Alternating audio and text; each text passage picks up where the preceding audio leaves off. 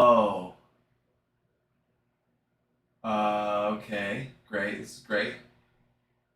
System. Stream. Microphone. Microphone samples. Okay. All right. What about now? Just say yes. Just say yes. Yes.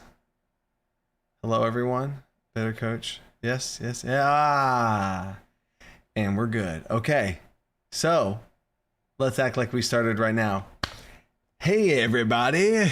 You might be wondering why I'm in the dark. Maybe I'm keeping you guys in the dark. See what I did there? I have two things to talk to you guys about. One of them has to do with why I'm in a dark room. It is the same room. I'm not being kidnapped. And then Echo. What? So wait, is my sound good or not? Oh man. No Echo. Oh, I just got trolled. Double Dub just trolled me. Your sound is fine. Okay, I'm good. All right, hydration check and we'll start again. Okay, so now you guys get some insight now. Since we're live here, I'm going to delete this first part whenever I put it up on YouTube. But this is the same feeling I feel like whenever I was a teacher and I would give a lesson and I was a very funny teacher. I use a lot of jokes and I gotta say the same joke 6 times a day, right? So that is now what you guys get to deal with. So hey there, everybody. You might be wondering why I'm in the dark. And one of those I have two things to say. One reason has to do with why I'm in the dark, of the cool thing I need to tell you guys. And the second thing is sorcerer subclasses. Ooh, we have locked in. Now, again, keep in mind this is the beta. So when I say lock in, I'm locking in terms of the beta. But the 3 core subclasses have been decided after much deliberation. And there's one bonus one we're going to talk about as well. So sorcerer subclasses you can officially hear them. We're going to talk about them right now. But first, I'm going to get into the room. No, it is not a different room. But I have done 2 things. And these are exciting things. Anyone who's like a true Dungeon Crew member knows that I moved into this house a year ago and I never unpacked it. And if you watch any of the videos, you will always see boxes in the back. You will see so much stuff in the back. But I cleaned my room and then I uncleaned it because I'm sorting my miniatures and sound panels. So you'll see some mess, but I also finally set up my lights to where I can do this. All I'm going to do is I'm going to press a button that my foot is on right now. I have a foot pedal that triggers everything. So here we go. Now the whole room is lit up. We have some minis and stuff that are being displayed. I have to get them in the shelves and organize them and sort them out and stuff. But we have the room set up. I've mounted a red light over here, a purple light over here. Then I might need to change the color on some. I don't know if I like that over there. But things are looking better. Oh, and I have the sound panels over here that I've organized and cleaned. I'm going to mount back here so that'll sound better. So, it's good. It's exciting stuff. It's exciting stuff.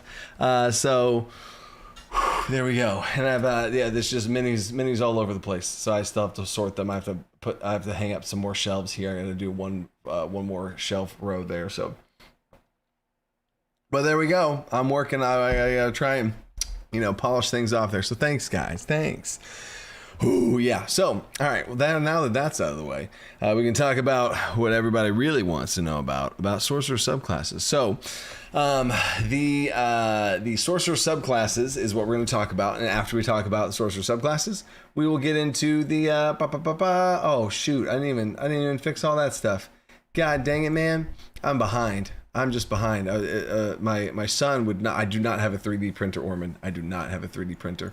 That would be super cool though. But I'm not that tech savvy enough to be able to utilize it, and the learning curve. Oh, I just don't feel like that would be I feel like that'd be so much stress. So nope, not doing it. So anyway, updating that. Now we're good here. So now we can go back to here. Here we go. So how the live stream is going to roll out is I got some sorcerer subclass to talk about. Then we'll open it up to questions. If you do have a question, hold on to your questions until I ask for them. And then if you want to jump your question to the front of the line, then that's what the super chats are for.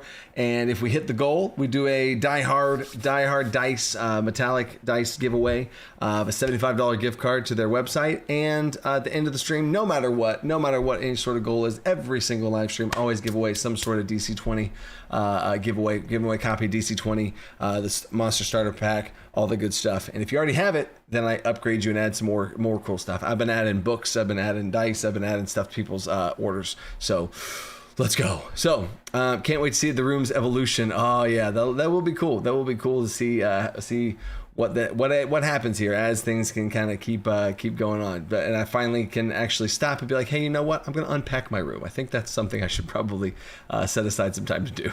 But yeah, and then Double Dub super chatted and said, my bad, I was in 2 lobbies. Idiot tax. No, Double Dub. Oh man, that's funny.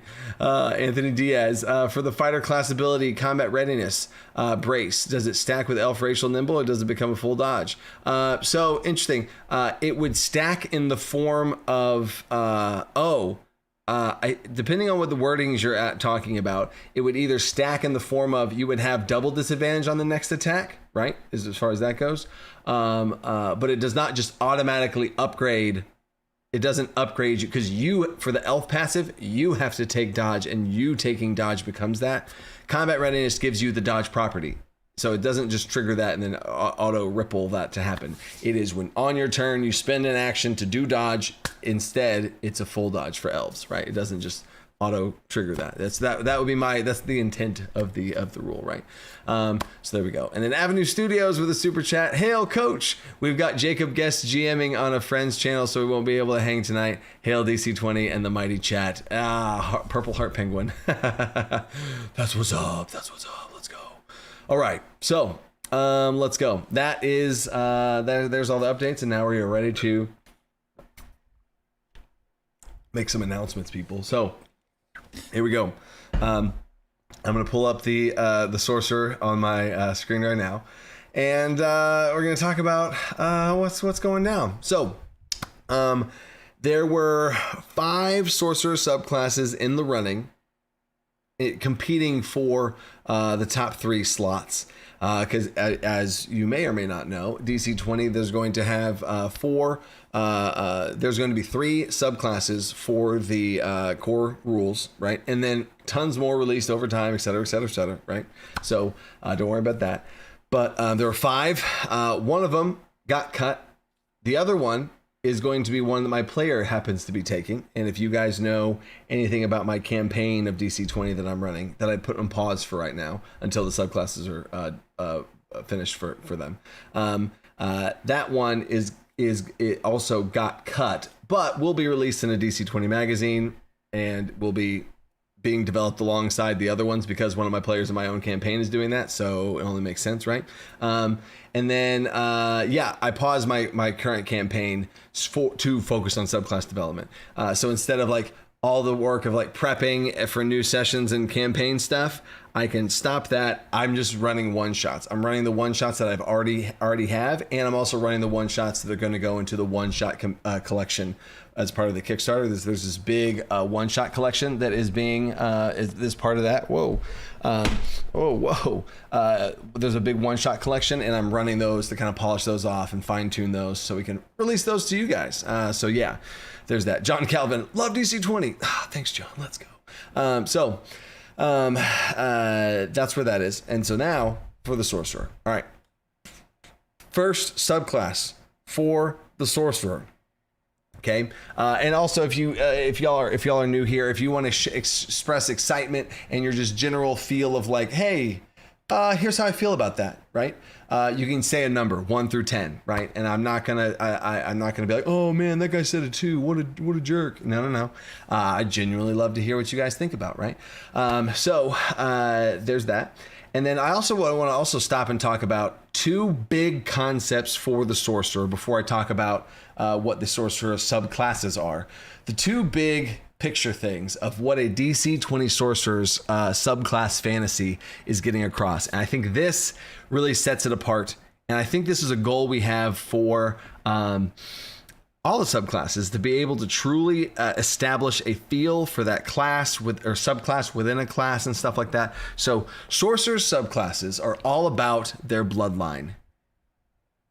Sorry, I'll rephrase that. Sorcerer subclasses are all about where their magic came from. Now, in most cases for sorcerers, that will be a bloodline of where their magic came from, right? But in some cases, if you're exposed to magic, or you touch a crystal and your body gets suffused with magic, or you get some sort of like radiation type situation, you're in an aurora borealis, you were born when the stars aligned, you were born at a time, however you want to describe where your sorcerer's magical origin came from, right?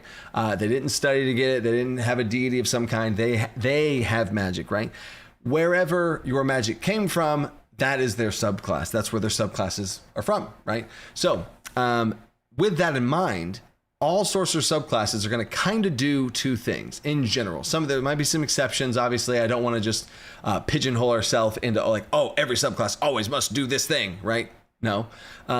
But in general, two concepts. I would say one big concept.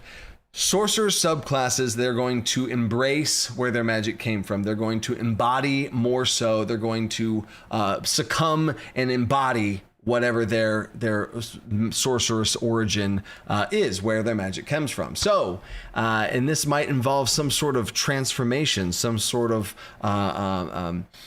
process where the magic flows through you in an intense way. As you can see with the sorcerer's level 1 feature, overload, right?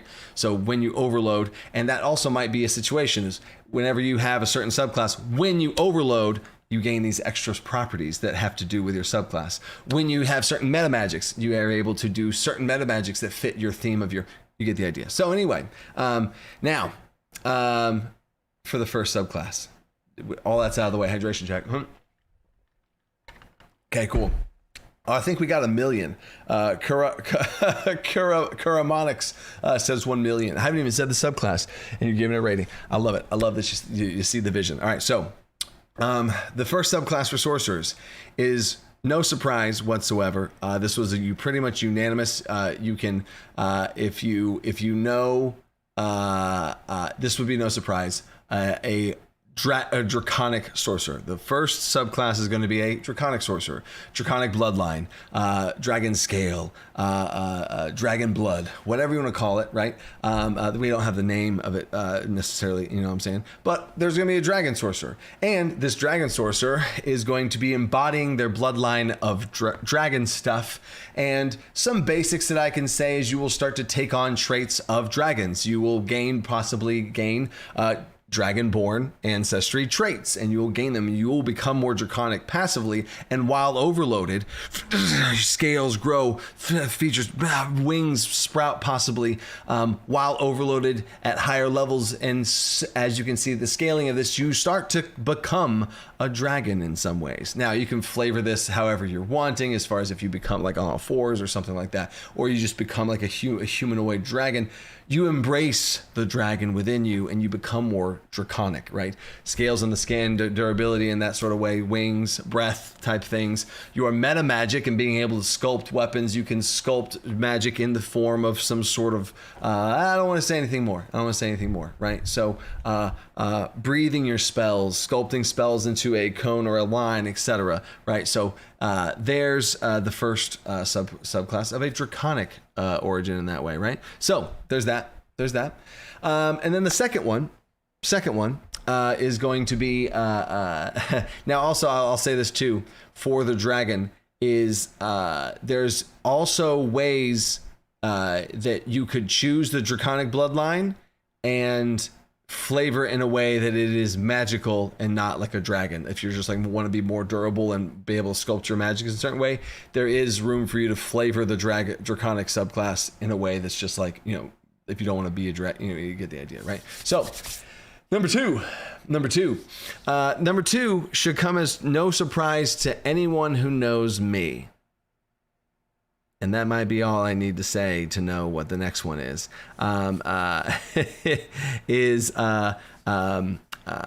I love a certain mechanic. Yeah, okay, you guys see it. Okay, yeah, cool. So the second one is wild magic. A wild magic sorcerer is going to be one of the other ones. I feel like I have to do that. My hands are tied, people. My hands are tied, okay?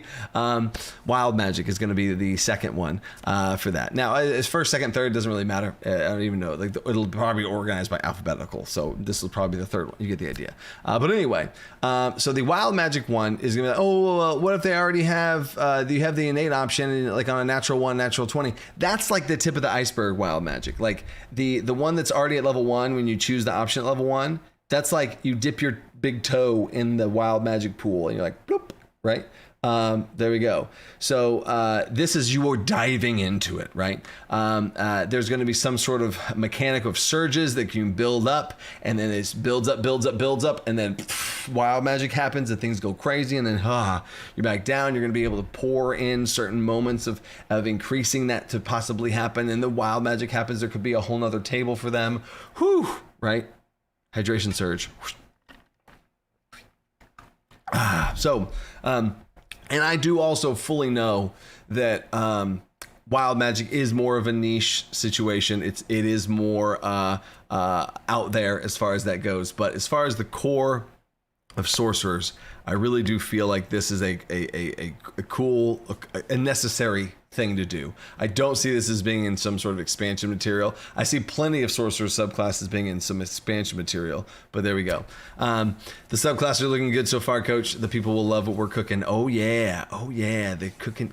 Y'all are cooking. And hey, how it also works is a little mini side note there. Claudio, if y'all don't know, is part of the dev team, and that's what he's getting a little foreshadowing. But I have a hard and fast rule. If y'all don't know this, I think I've said this before, but I do not, will not, never will look at anyone else's subclass until I've made my own, right? So I will make my own, and then I will explore and see what the teams came up with and all that kind of stuff, right?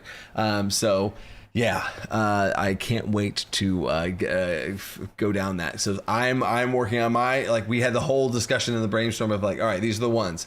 And then now we're diving into it. The team's diving into it. And then right. And then, Claudio has made some good videos on DC20 as well. Claudio's came in hot and swinging. So I love that. Kuramonics, wild magic for every single class. I did that for 5th edition, and guarantee you'll see probably something about that in a DC20 as well, as something down the road. I can't prioritize that, so that's funny. So like a D320 wild magic table, possibly. I love the D300 wild magic table. I could absolutely see that being a part of DC20, whether that's the core rules, whether it's a sorcerer thing, whatever. How I probably see it working is the D300 table would be the general wild magic table, and then there would be a sorcerer only table that's a bit more specific, like the one we have now. That's what I kind of see happening, but yeah. And then, here we go. Now, third one. I don't know if y'all are going to know and see this one coming, right? Oh God, D400. Oh dear. And so that's, anyway. Number 3, right? 3 is going to be a necessary sorcerer. I think this sorcerer is one of the most chosen sorcerers so far. Not necessarily one of the most chosen, but it's chosen enough for me to be like, okay, yeah, this is in play testing. People want to play something like this. I think the philosophy of some stuff that I'll get into of why I think this is I have to do this one. It's also part of the sorcerer and the foundation of whenever you choose a sorcerer, you can pick a spell list, right? You can pick arcane, divine, or primal spell list, right? Which right now doesn't feel like that right now because because of the game, there's not spell lists right now. The third subclass is going to be, I don't know what word we're going to call it, but a celestial, an angelic, a divine soul, if you want to call it that, a divine bloodline sorcerer, right? So that is going to give another healer to the mix of things, because one of my philosophies as well is, maybe this is my MMO background coming out, but I really do think that it will be good for the game and good for players, even if you don't like this as a subclass. The fact that it's there at all, I think, is going to be an important thing. And then hold up, Peak D&D, what's up? Late fee from the Peak. Keep awesome, coach. Peak D&D, y'all make campaigns on DC20. You don't have to do late fees, bro. You're good. You're good. So this might be my MMO. This might be my MMO background, but I want every class obviously to be able to deal damage, and that's including clerics. I want clerics to be able to wield and deal damage on the front lines. I want in the back lines with spells with us. I want everyone to be able to deal damage. Every single class. And I also want not every class, sorry. I also want there to be a lot of options for classes to play frontliners. Like if you want to play a frontline monk, a frontline barbarian, fighter, shifter, shaman, cleric in the front lines, spellblade in the front lines, even the rogue and ranger could be in the front lines, playing commanders in the front lines. Get out of here, right? Fighter, of course, like all these classes. I want to be able to have tanks. I want to be able to have people play tank classes. And at the same time, I also want people to be able to play healers. So a cleric obviously is going to have some sort of healing going on, of course. Druid, bard, sorcerer. Warlock has some healing already, even that you can see in them right now. So I want to be able to give options for healers so that you can be. So if you want to play a healer, you're not like, well, I guess I got to play one of these 2 or 3 classes. I want to be able to expand it out enough, right? So there's that. Stop teasing shifter. I'm sorry.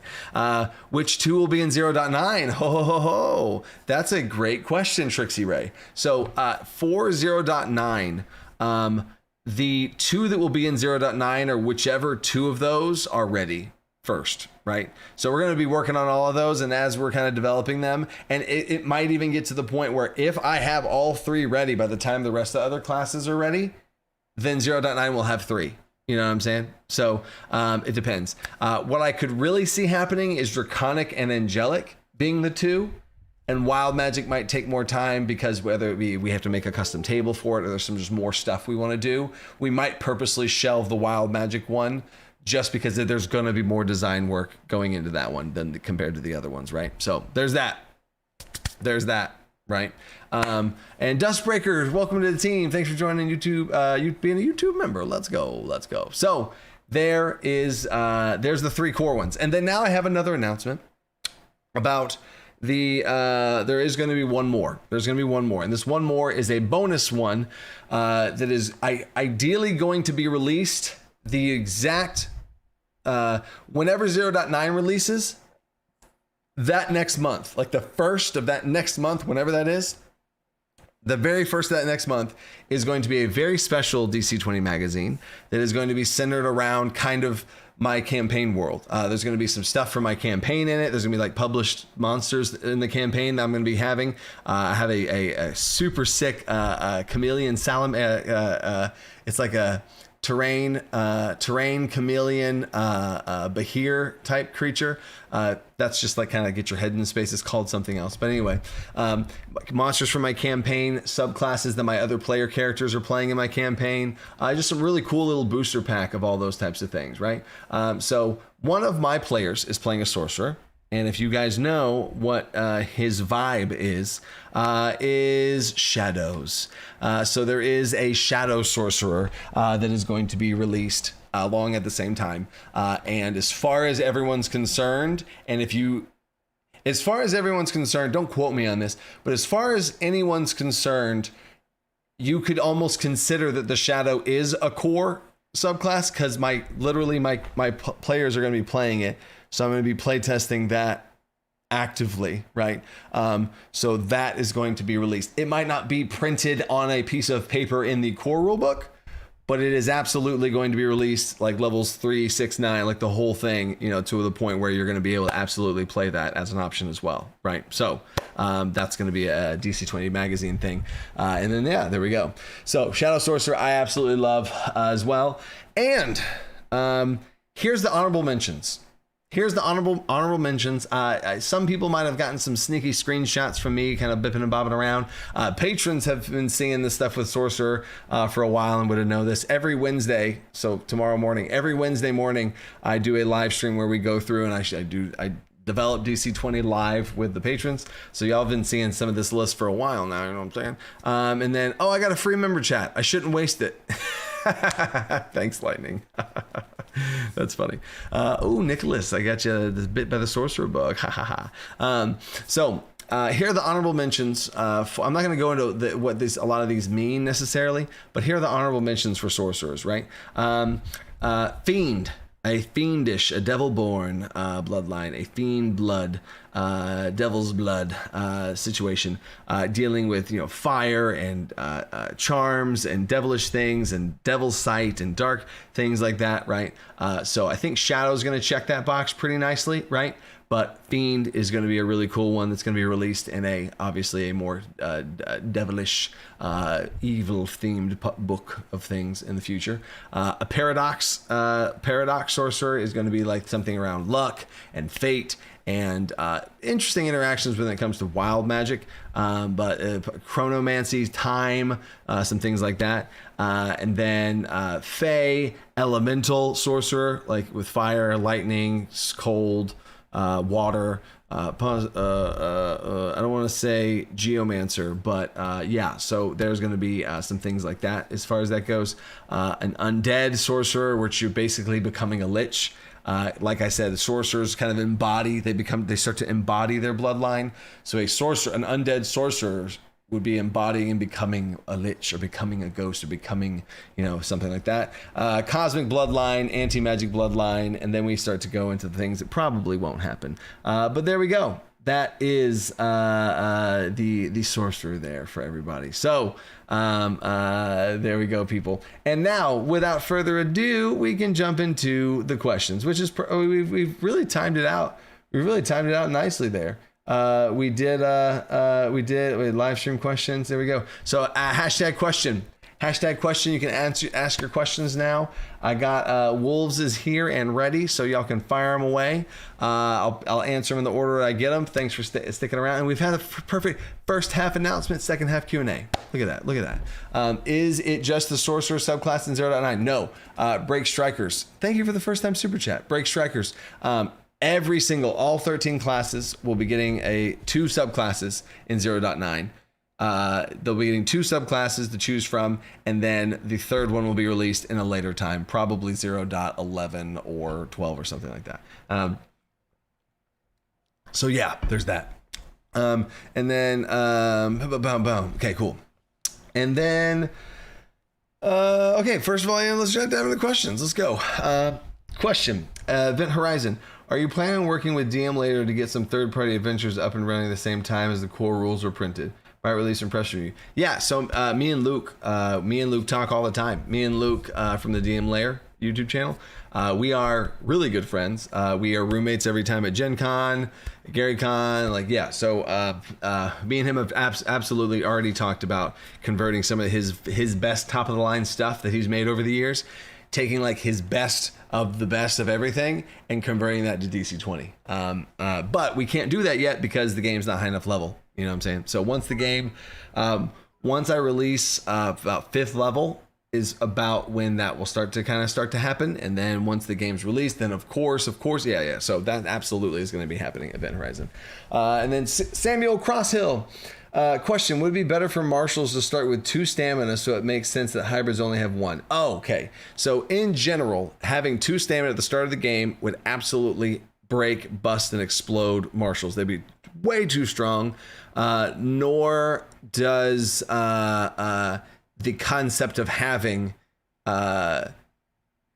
is impactful enough to corrupt the game balance to do that for the sake of doing that. I don't know if that sentence made sense, but just because a hybrid is half and half doesn't mean it have to be literally half of the resources, right? If you look at the big picture, they absolutely are going to be half. If you fast forward a few levels, they're going to be about half, right?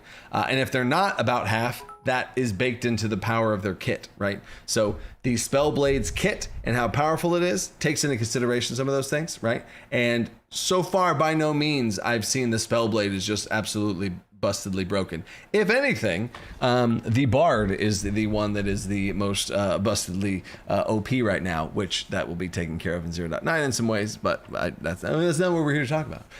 So the 2 stamina would be especially it would fall apart. That'd be one thing that would just instantly break the game as far as the 2 stamina at level 1. It'd be so much, like it also changes the game, it makes it more complex, and then it changes the play style of things, and you just have 2 stamina.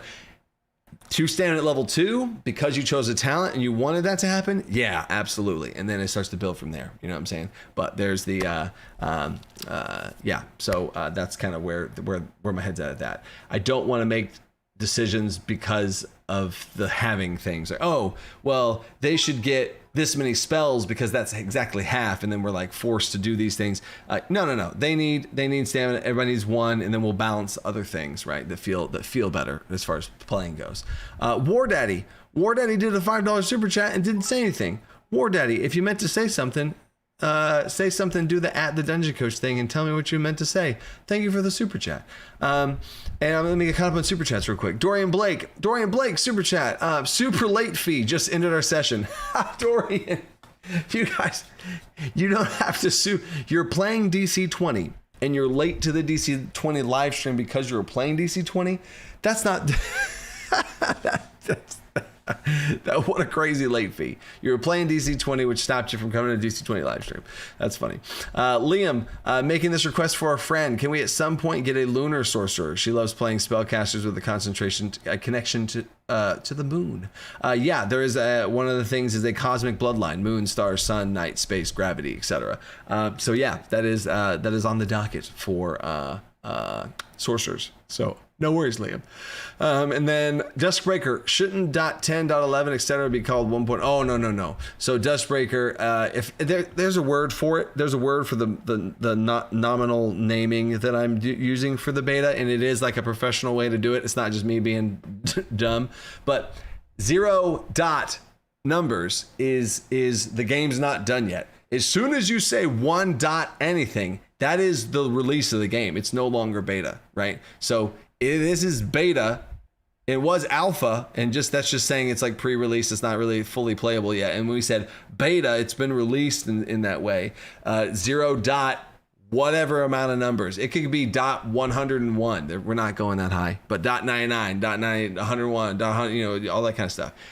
You can do that. There's a certain phrase of what that's called. I don't know what the name for it is. But as soon as we say 1 dot, that's the launch of the game, baby. You know what I'm saying? So there's that. And then I asked last week about Hemocraft Mancy last week. Will we be getting a subclass focused on darker magics, or is that not the vibe you want? I'm absolutely fine with a darker vibe of things, but in general, the darker vibe of things already is present in the Warlock, and there'll be plenty of things there. And you can already choose that in general. So you're going to be able to, you can choose a Shadow Sorcerer and just pick some nasty spells, and you're good as far as the vibes and stuff. So I'm not too worried about that. But blood, hemomancy and stuff like that, I could see a wizard picking that up. I could see some things going on with like a ranger subclass of things going on. I don't want to get rangers, what we're going to talk about next week. But yeah, so there'll be some sick spells. You know what I'm saying? And then where was still getting caught up with super chats. Thank you guys. Had my first DM experience with a modified version of The Hunted. Ooh, my group really enjoyed the DC20 mechanics. Thank you for all your hard work. Thank you, Shannon Clements. Thank you for the first time super chat. That is awesome to hear. And I love that people are modifying, of course, modify the heck out of it. I love it. And you're just showcasing the mechanics. See if they like it and see if y'all want to pick up and embrace it. I love it. Vapora Light. Coach, will DC20 have rules that fit dark fantasy / grimdark setting like limb dismemberment, mental illness, and dark fantasy? Yeah. So Vapora, thank you for the first time super chat as well. If you are unfamiliar with Alcander's Almanac of all things, it was an expansion that I did for 5th edition.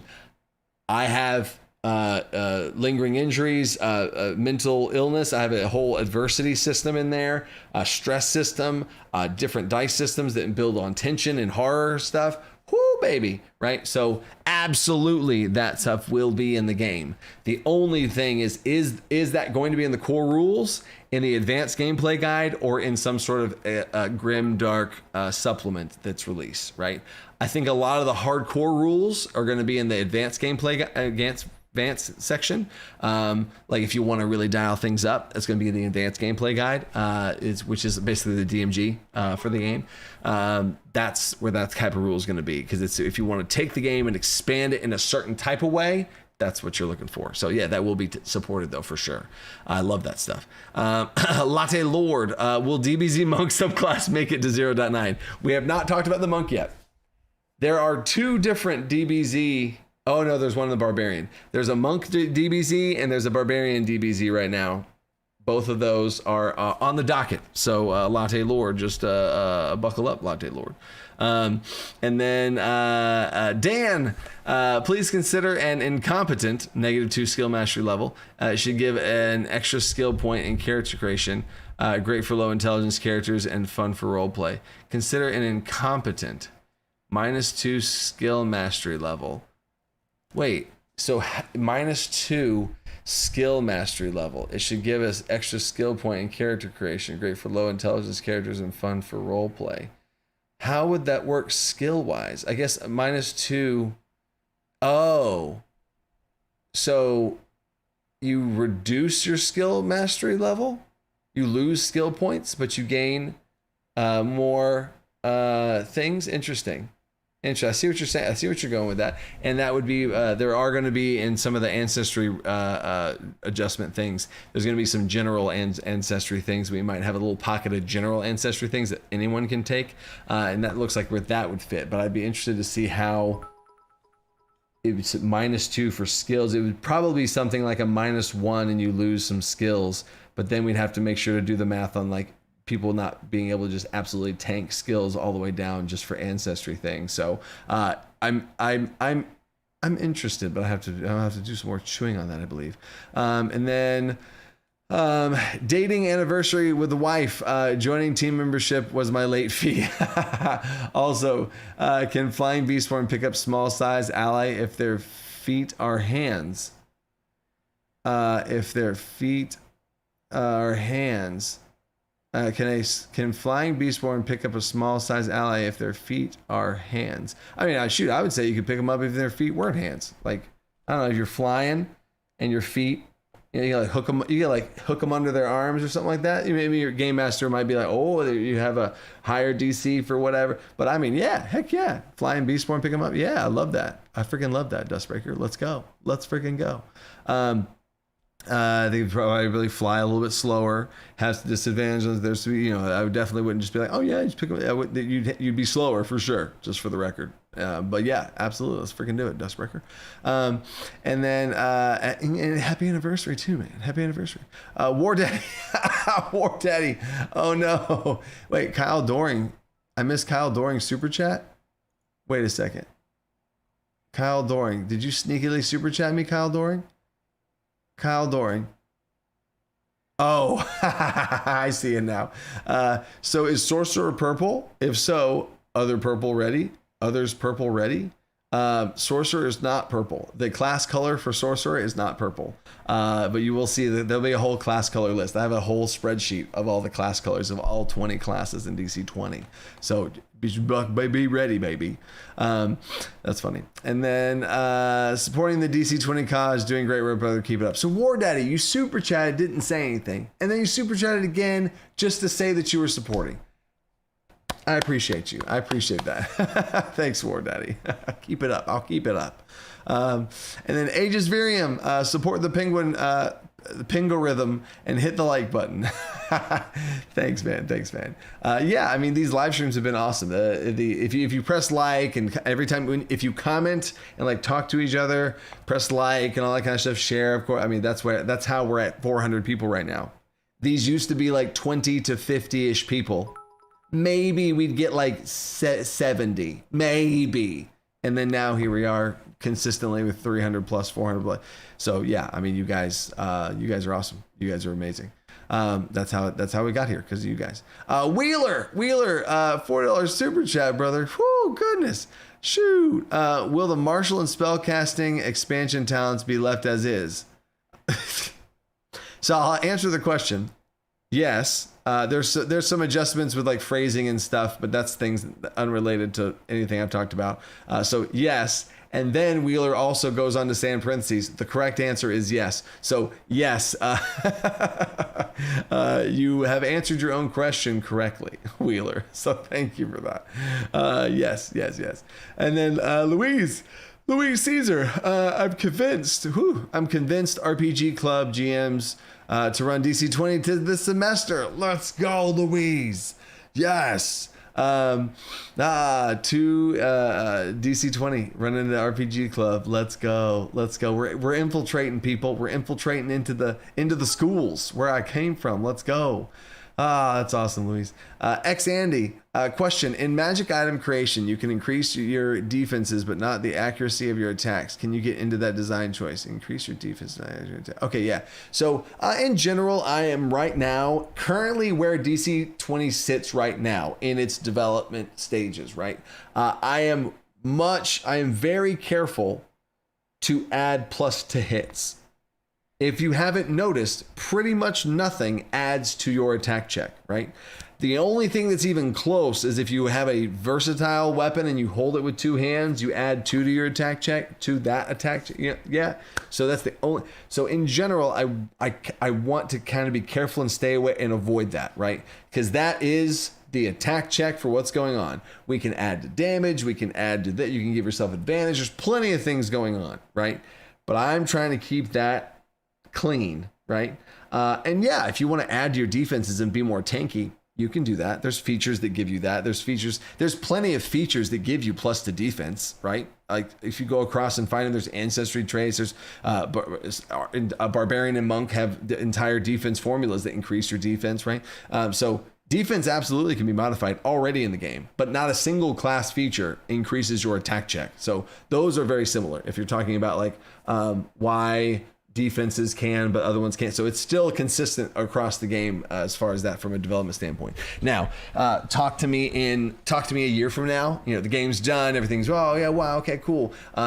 Maybe then that would be something that's okay to do, but I'm very cautious with doing that right now. So yeah, there's your answer. I hope that makes sense. I love those type of questions. Thank you for that, X Andy. Rex Room beats dead horse by cracking knuckles. Oh my gosh. If y'all don't know, last time I did a fighter breakdown and I like cracked my knuckles to give the whole breakdown of the fighter. And Rex Room super chatted like 5 times saying he cracked his knuckles. So he cracked his knuckles and beat a dead horse. And then now he's stopping. But I don't believe him. So thank you for that, Rex Room. Why is wild magic a subclass, not something else? It feels more like how the magic works rather than where they got the magic. Why is wild magic subclass not something else? Feels like how the magic works. Oh, okay. So easy question here as far as how I reference this also. Sorcerers can get their magic from anything, right? What their origin is. So dragons, like draconic, you could get it from a bloodline because you were born of a dragon, or you have some sort of lineage where a dragon was part of your ancestry. Sure, absolutely makes sense. You could also be cursed by a dragon. There could be a dragon that freaking put its claw in your forehead and like zapped you with dragon powers. Absolutely, that can happen, right? You could have made a wish. You could be like, I want to be a dragon, and the way they interpreted that wish was this in your bloodline, and you have like you're a draconic sorcerer now. So like, you know what I'm saying? Like that magic is where they got their magic. You can any subclass. You can say that for anything, right? So wild magic is unstable magic, that's where you're coming from. Dragon magic is fiery magic where you're breathing fire and it's a certain theme, right? So they're all themes. Angelic is going to be like light and healing. That's the magic, you know? So there's 2 pockets, the mechanics of what you're getting with the subclass and the flavor and lore and origin and where you got your magic from. right? So, I mean, you can mix and match and fluff those around as much as you want. You could say you're a dragon and go angelic. You could be a holy dragon and you have a holy dragon bloodline and you're a draconic sorcerer. You're a dragonborn sorcerer and you choose the angelic path. And because you're this like a holy dragon, a golden dragon, which dragon lore in DC20 is very different. So that's a whole other conversation to get into. But yeah, so as far as the type of magic you have, we're talking mechanics, right? So the mechanics of wild magic is just as valid as dragon or angel, right? So angel being light and healing, dragon being like breath type of cone things and durability and stuff like that. And then wild magic being wild, you know what I'm saying? So I hope that answers your question. I could talk about that longer, but I don't want to rant too hard on it, especially because wild magic is, I've had to soak in and wrap my head around wild magic type things a lot. So I could go on, but I don't want to rant too much. You know what I'm saying? But Regan, I appreciate the question. Kuramonics, looking forward to seeing the cleric breakthrough. Oh yes, I am so excited about the cleric, and it's showing the cleric's getting a rework. If you guys didn't know that, they are still getting their divine blessings. Don't worry, but there's some things going on with level 1 and level 3 subclass stuff. And man, oh man, is that exciting! That's the main thing I've been working on right now. Just so everybody knows, like actively, like the main thing I'm actively working on is that cleric stuff. So let's go. Love it. Joe M, busy delivering freedom to the galaxy. Love ya and see you later. You are Buzz Lightyear, Joe. Joe Lightyear. That is awesome. Thanks for swinging by, Joe. Rose Nebula, also in the galaxy up there with Joe. How are Druid subclasses in 0.9? Hydration check. How are Druid subclasses? Oh, okay. Druid subclasses. I'll pull them up right now. Druid subclasses are current. Whoa, that is not what I was looking for. No. Wait, what? Back it up. Oh, there we go. Okay. Druid subclasses are, where are we at? There we go. Yeah, Druid subclasses are still blue right now. We have not gone through color coding. White, blue, gold, purple. Druid subclasses are blue right now. So I'm in general not going to talk about the subclasses until they get to that gold spot where I can kind of talk about that. But yeah, I don't want to just be fluffing around too much. So once it gets to gold, I can start to give some more insights to Druid. But we're really trying to focus on the ones that are already gold right now to kind of get those through so that the team can start building them up. And then I'm working on the blue to turn them to gold. It's a whole conveyor belt process. So I can't talk about Druid subclasses just yet. If you had a more specific question, maybe I could. But and I'll be extremely vague, but like monstrosity, aberration, phoenix, elemental, fire, fae, dragon, like a lair type, like a dragon's lair type druid, animal shepherd based one, bugs, insects, storms, weather, seasons, healing, sleeping, dreams, moon, stars, wild form, a beast shaping one, obviously, plant healing, grove warden, and I've said too much. So there's that. Best community around, hydration check, kindly encrypted. Another dev super chatting. Why are my devs super chatting, guys? Stop it. Jekyll Geek. I saw something in the issue 3 of the magazine for kobolds. When they become playable, will they be the ultimate bard for commander ancestry? Yeah, kobolds do have something that involves the health action. So yes, they are going to be have a pretty good bard and commander interactions as well. Yes, and I can say this. Hopefully, three of my 4 players aren't watching this, because one of my players just switched from a dwarf/giant-born ancestry monk to a Kobold Ranger. So one of my players is playing in Kobold. So what do you think is going to be in that resource that's released alongside the Kobold subclass, possibly? I just linked it. Wait, what? Alan Mirzoev. Hey, that's weird. I think that might be the first super chat from an Alan that I've gotten. My name is Alan, Alan. And I just got a super chat from Alan Mirzoev, another Alan with a weird last name. What's up, brother? Aspiring TTRPG dev inspired by DC20. Any advice on making something original? What DC20 mechanics, if any, inspired making more? Rooting for DC20.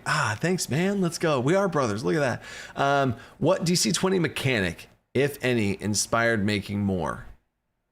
I guess man, I hate that I don't understand the question, especially with something like this. For my own brother, what DC20 mechanic inspired making more?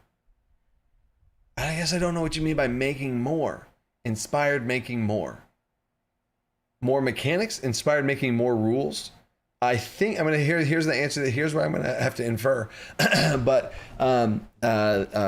what mechanic did I build things around? The big picture, I would say that DC20 sets itself apart from D&D specifically, and any other whatever, is the by fives thing. Take that, run with it.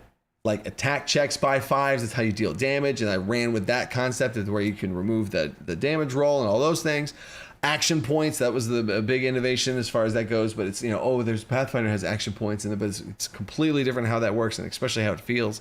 And then take that and run with it. Those two big pillars, I think, are some of the defining pillars of the core mechanics of the game that I ran with in that way.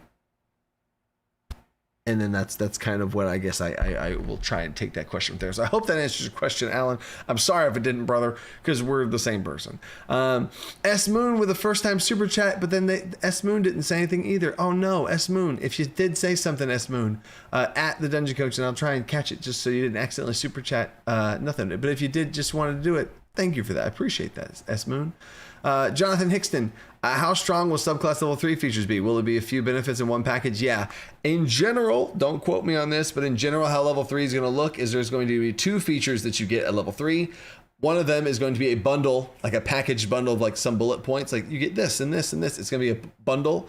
And it's that one class feature is going to be definitely stronger than a level 2 or level 1 class feature. Not by a whole ton or anything like that. Not worth 2 or anything. It's going to be strong for sure.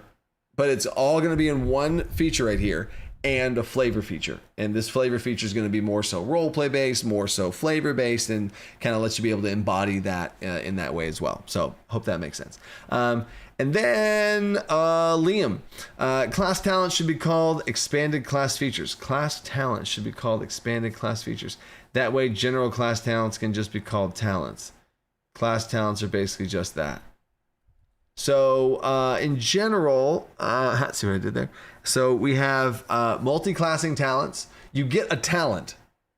So I don't think we can do what you're proposing, Liam, because in general, I'll be quick with this one because I don't want to get into lots of people don't like to hear this type of stuff. But you get a talent at level 2, 4, 7, and 10, and then prestiging and stuff. You get a talent, and that talent can be spent on general talents, multi-class talents, class talents. So, you know what I'm saying? So I think that it needs to be the way it is right now, at least from where I'm currently sitting. So there's that. I hope that answers your question. Rakdos Gaming. What's up, Rakdos? Late fee. I honestly can't wait for 0.9. Anyway, you can sneak peek the rogue debilitating strike. Nothing's going on with rogue debilitating strike. Rogue debilitating strike is in a good spot. Now, if you're talking about subclasses, that might buff and interact with the debilitating strike, that's another cool thing. Maybe there's a magical illusion based rogue that can debilitating strike and cause an illusion on the target or silence the target. I've said too much. Rex Room, I'm curious what changes will come to Bard since I'm playing one. I'm playing a tattoo artist Bard. Love that.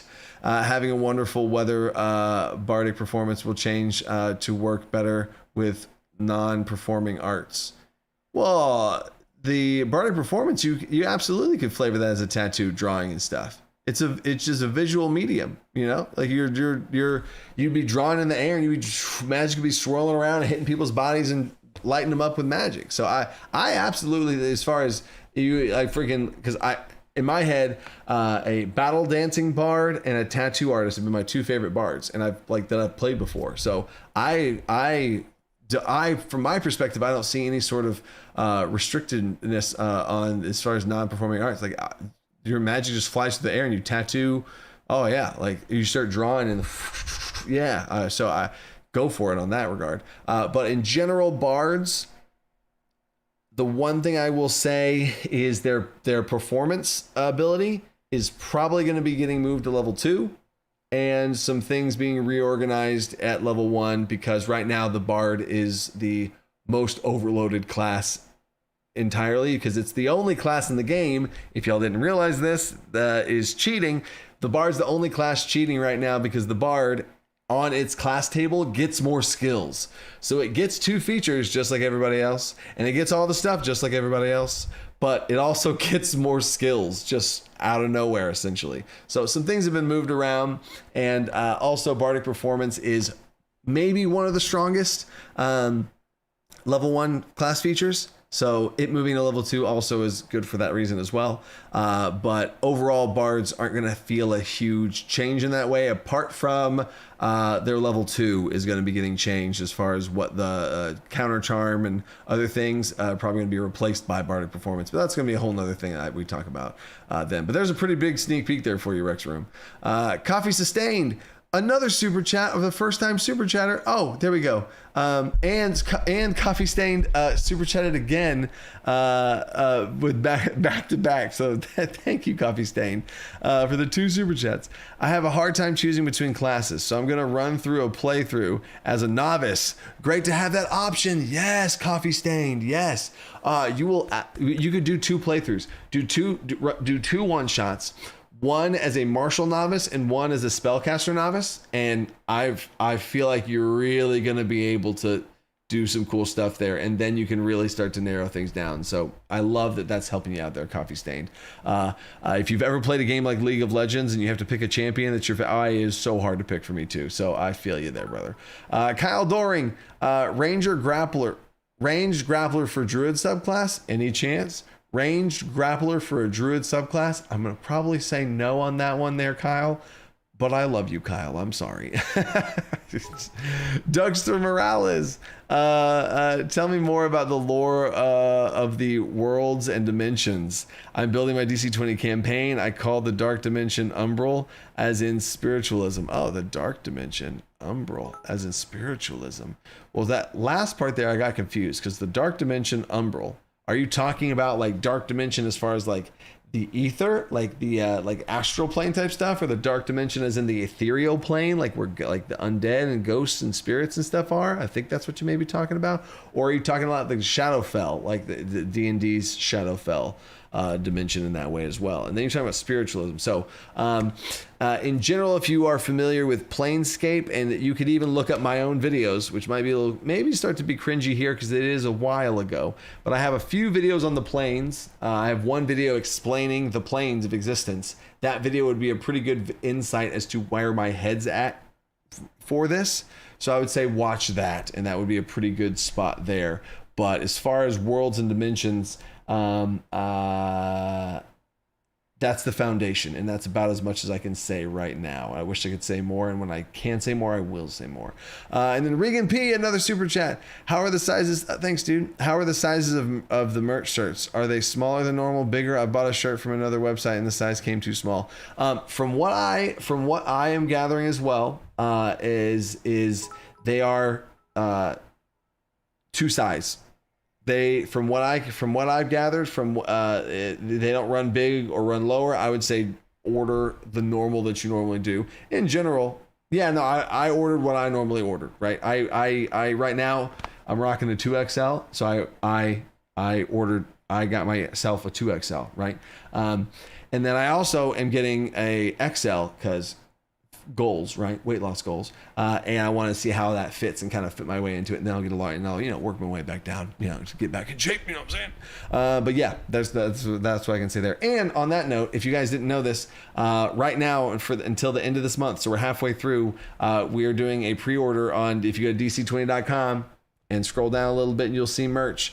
Is $25 for a shirt, which is a steal of a deal right now because we're doing a pre-order launch, and then it jumps up to $35 is how that's going to go. So if you want to get a DC20 shirt, it's the first launch of it. You don't get it until the end of the month, because at the end of this month, I'm going to take it all and I'm going to order a bunch of shirts, which is how I'm able to kind of have it be so cheap right now. And then We'll see how that does, and we'll order a big old print of them and then ship them out at the end of the month. So check that out too. Thanks, Regan. Wheeler, another super chat from Wheeler. Gosh dang, Wheeler, let's go. Bardic Aggravation. My table loves how you get so much.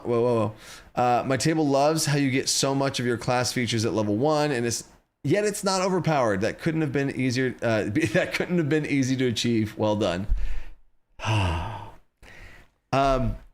It's rare that people can notice or point out some of the subtle difficulties of how hard things like that are. To be able to give people so many options and be fun to play at level 1, but not overpowered. There's a difference between choice and options and busted and overpowered, right? Big difference. And to be able to give people a lot of options that they feel like they have choice and creativity and they're empowered to do stuff with, while not just letting them walk over everything. You know what I'm saying? So I appreciate that. Deep bow of appreciation right there. Thank you for that, Wheeler. Thank you for that. R. Ribnick, my group is slowly converting to DC20. Let's go. I'm super excited for 0.9. Any idea what level 5 might look like? So in general, level 5, to give you the surface level thing there, level 5 will have a feature of some kind, and then it will upgrade your previous features, right? So Monk's level 5 feature, probably, don't quote me on this, probably going to be able to give you another stance. So your Monk stance, you're going to be able to have 3 stances. Oh, sick. And you're going to be able to have +1 more mental defense. You're going to be able to have blah, blah, blah, everything like that. Also, right now, level 5 features, you're also going to get another save mastery. So at level 5, everyone gains a 3rd save mastery, right? And then that also means I think humans will have their 4th save mastery at level 5, and that means they'll have all of them, right? So anyway, so basically level 5, you'll get a save mastery, a actual class feature for your class to further progress your class fantasy concept, and then a little booster kit to upgrade previous features that you have, right? So there's that. And then Liam, what is your take on the mythic monster mechanic in D&D? Will there be something similar to that? I'm not familiar with it. I know it was in what was it? Gosh, it was like the Greek themed one, where it was like those like yeah. The Greek gods themed one, starts with the E, I think. But yeah, I'm not familiar with that one. There's going to be monster templates. There's going to be apex monsters, boss monsters, epic monsters, all that kind of stuff. So we'll be absolutely taken care of as far as monsters are concerned, and that's going to be in the actual like regular monster book, not some sort of expansion that comes later. That's like straight up taken care of right off the bat. Any chances for a classless player option? So Wayne Hancock, that was an option when I first started creating DC20, and that was a heavy choice that I really thought about for a long time on if I wanted to do classes or no classes, and I really almost did classless. There's a lot of reasons why I didn't, and that's a whole long story there, and I completely was sold on the class option for, again, a lot of reasons. I could talk about that at length. I could talk about that for a long time, but I don't want to bore everybody. And, oh my God, we're in overtime. So speaking of overtime, before I say it, right now, everybody say something in the chat. I'm going to do a giveaway here as soon as I get caught up with these live streams in about 2 minutes. So say something, type something in the chat so Nightbot knows you're here, and you will be, just by saying anything, just once, don't spam your chat. Just by saying anything, you will be entered into the giveaway and be able to throw in a DC20. If you already have DC20, still join, because I will upgrade and add a book, add a dice, add something to your whole situation there. So there's that. So yeah, that classless player option, maybe something in the future. I could absolutely see a future where there's some sort of advanced expansion situation with that. But as far as the core option, no. But advanced in the future, absolutely. I can see DC20 already being modular enough to be able to do something like a classless player option. So there's that. Tabletop Phoenix, what's up, dude? 40 Artificer. Also, can you tell me about the changes from the Paladin class to the new Spellblade subclass? What? Can you tell me about the changes from the Paladin class to the new Spellblade subclass? So right now, there is a Spellblade subclass of the Paladin, but they already are able to tap into some Paladin concepts earlier.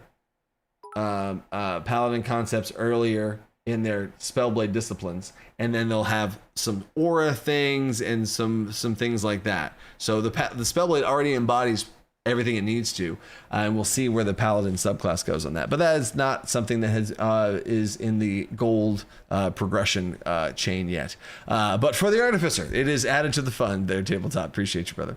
But now we're in overtime, so I'm going to blast through these here. Logan, do you think teaching helping you create DC20? My big answer to that is no.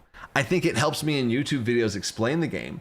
I think teaching and the pedagogy, which is like fancy word for teaching theory, has helped me be able to structure YouTube videos in a good and clean way, helps me be able to explain concepts of the game. It's helped me in that way.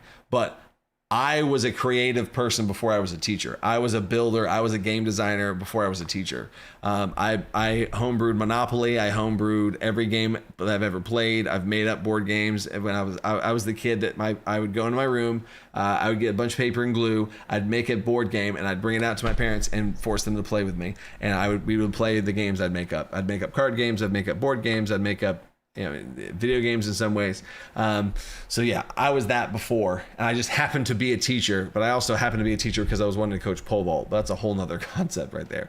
But I love that question, Logan. Got me got personal in that one. Love that, Logan.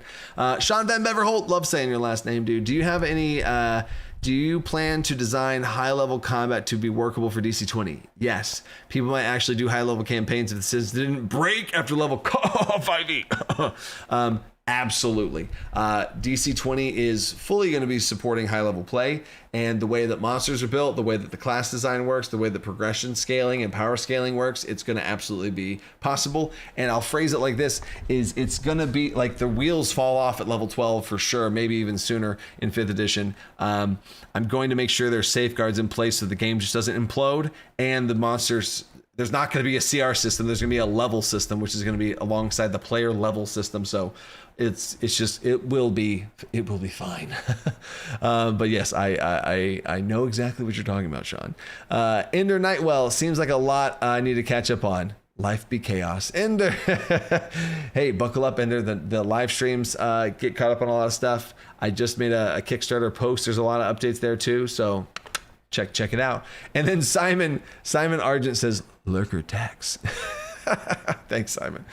And then Gio Zaga, will there be a plant born or elemental born? Plant born, there yes already is a tree ancestry, and elemental born, yes there is an elemental born ancestry already. They are in their alpha stages, but I have played with them multiple times, and they do have some features and stuff there, so they will be making an appearance in a future edition. So here we go. We are back to live now, and winner.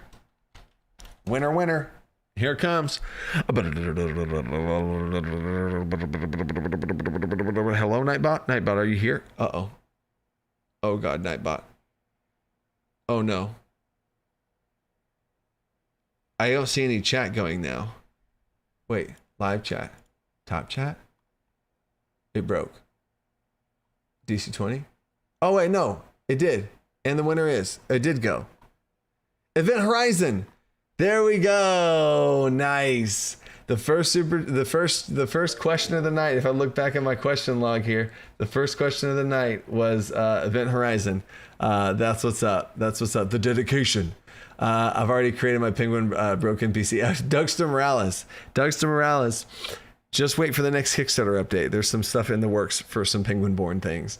Don't you worry. Y'all have unlocked something.